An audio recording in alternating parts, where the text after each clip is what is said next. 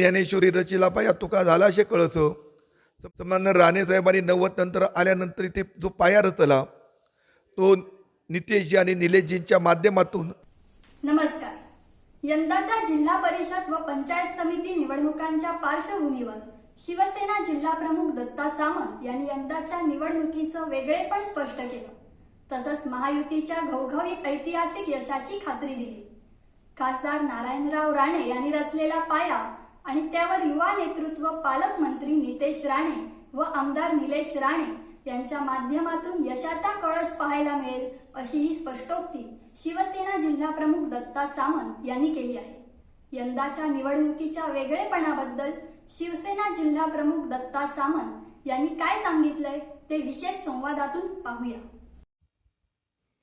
नमस्कार.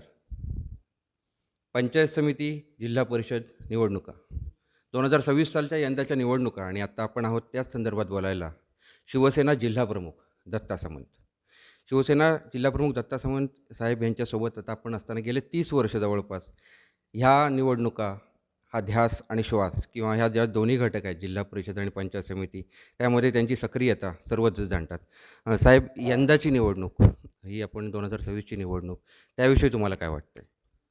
7 फेब्रुवारीला जिल्हा परिषद आणि पंचायत समिती इलेक्शन घातलेलं आहे आणि कालच महाराष्ट्राचे माजी मुख्यमंत्री शिवसेनेचे मुख्य पक्षप्रमुख आदरणीय उपमुख्यमंत्री आदरणीय शिंदेसाहेब, सन्माननीय या जिल्ह्याचे पालकमंत्री नितेशजी राणे, आमचे संपर्कमंत्री उद्योगमंत्री उदयजी सामंत, दीपक केसरकर, आमचे कुडाळ मालवणचे लोकप्रिय आमदार निलेश राणे आणि महायुतीच्या सर्वच जिल्हास्तरीय पदाधिकाऱ्यांच्या उपस्थितीत सभा संपन्न झाली.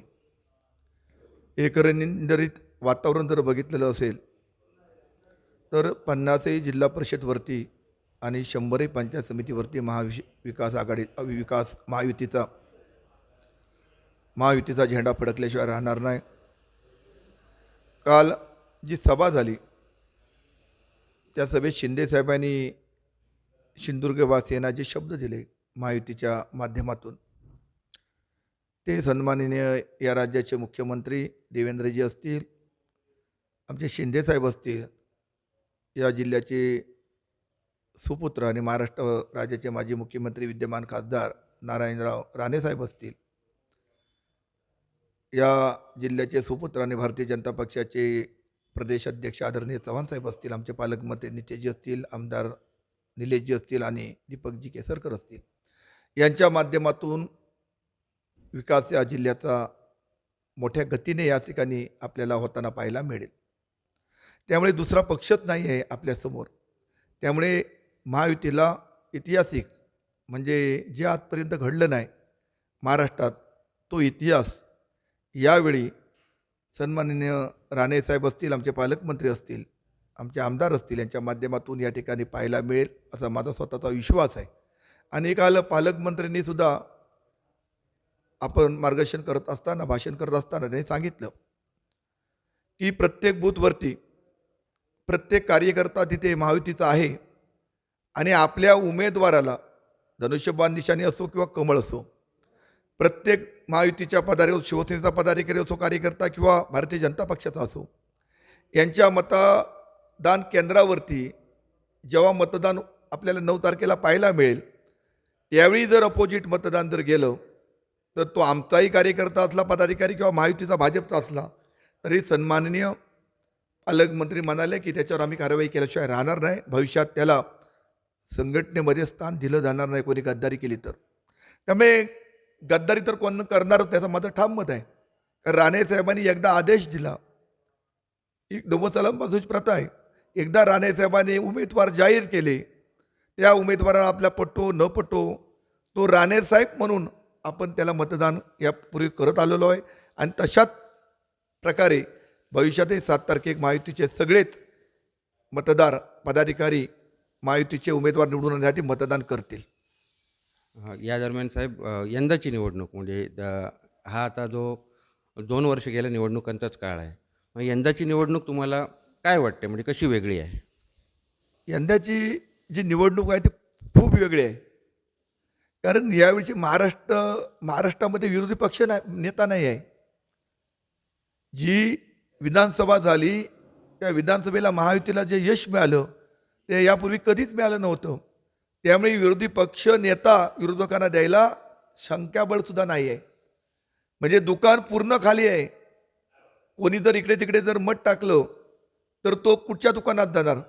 समोर आमदार नाही, खासदार नाही, पालकमंत्री नाही, मंत्री नाही, उपमुख्यमंत्री नाही, मुख्यमंत्री नाही आणि देशात सुद्धा महायुतीची सत्ता. त्यामुळे समोर पूर्ण काळोख दिसतोय. भविष्यात जी आपली विकासात्मक कामं जी करायची असेल तर महायुती, धनुष्यबाण आणि कमळ या निशाल्यात मतदान करावं लागेल. आणि ते बघूनच भविष्यात त्या केंद्रावरची कामं आम्ही अग्रक्रमाने घेणार आहोत. पालकमंत्र्यांनी तसं जाहीर केलं, आमदारांनी जाहीर केलं.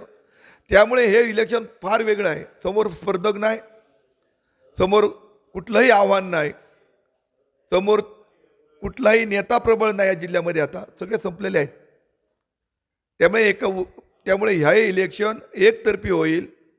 आणि मी काल सांगितलं की ज्ञानेश्वरी रचिला पाया तुका झाला असे कळसं. सन्माननीय राणेसाहेबांनी 90 नंतर आल्यानंतर इथे जो पाया रचला तो नितेशजी आणि निलेशजींच्या माध्यमातून त्या कळस आपल्याला पाहायला मिळेल. आणि 100% महाराष्ट्रामध्ये एक आगळा वेगळा निर्णय या आमच्या 2 युवा नेत्यांच्या माध्यमातून आपल्याला पाहायला मिळेल. खूप धन्यवाद साहेब, आपण वेळ दिलात. कारण आता प्रचाराची धामधुमी आहे, त्याचसोबत आणखीन सुद्धा तुमचे जे कामं सुरू आहेत. हे होते शिवसेना जिल्हाप्रमुख दत्ता सामंत. त्यांनी सांगितलं की जसा खासदार नारायणराव राणे यांनी 1989-90 सालापासून जो रचलेला पाया आहे त्याचा कळस आता पालकमंत्री नितेश राणे, तसंच आमदार निलेश राणे आणि महायुतीच्या सर्व पदाधिकाऱ्यांच्या आणि सर्व जाणत्यांच्या माध्यमातून आता लवकरच पाहायला मिळेल. सुयोग पंडित, आपले सिंधुनगरी न्यूज, मालवण.